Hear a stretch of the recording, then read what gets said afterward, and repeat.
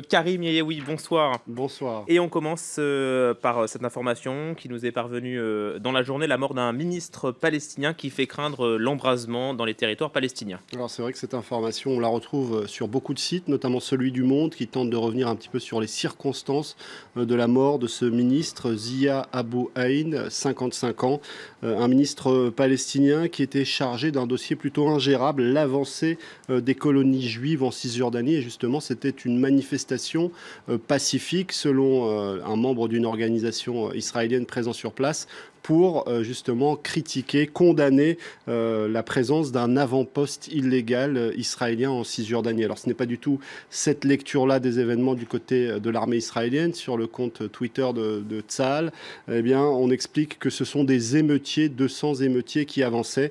En tout cas, pour les médias palestiniens ou qui couvrent l'actualité palestinienne, comme ce site d'info palestinien, il n'y a pas de doute, c'est un assassinat. Ce ministre palestinien a été assassiné. Du côté d'Haaretz, on évoque l'Union européenne, les États-Unis, encore les Nations unies qui demandent une enquête indépendante, alors que du côté des autorités israéliennes, on annonce qu'il y aura bien une enquête, mais une enquête jordano-israélienne pour tenter de déterminer les causes de la mort de ce ministre palestinien. Du côté de cet autre journal plutôt marqué à droite, Times of Israel, avec un certain cynisme, on renvoie la responsabilité d'un éventuel embrasement du côté de l'autorité palestinienne, en nous expliquant que ce qui sera déterminant, c'est la position que va adopter l'autorité palestinienne dans les jours à venir. Alors sur Twitter, on a vu un certain nombre de critiques, notamment du côté de Twitto français, qui évoquent l'absence de condamnation, en tout cas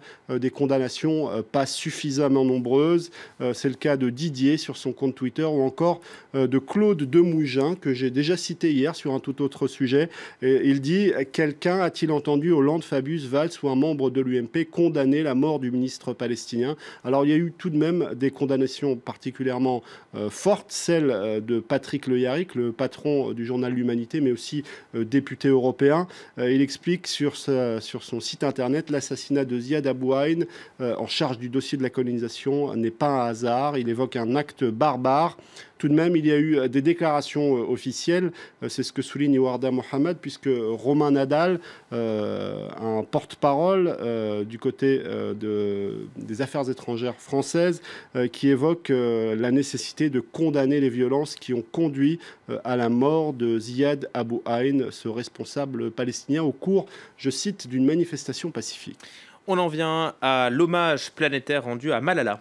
Alors Malala était partout aujourd'hui sur les sites d'info, au point qu'elle a éclipsé l'autre prix Nobel, l'Indien Kailash Satyarthi.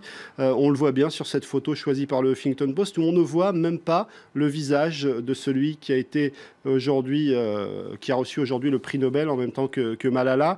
Et lorsque Vanity Fair tweet une photo, il y a son visage, mais par contre il n'y a plus son nom. On s'aperçoit qu'elle l'a en quelque sorte éclipsé, malheureusement peut-on dire.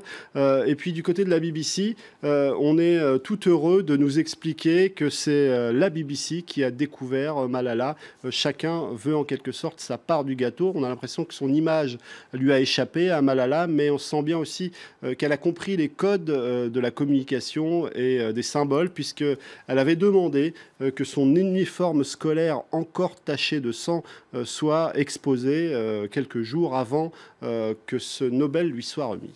Merci beaucoup Karim pour cet œil sur les médias. On vous retrouve demain. Restez avec nous, tout de suite un nouveau journal.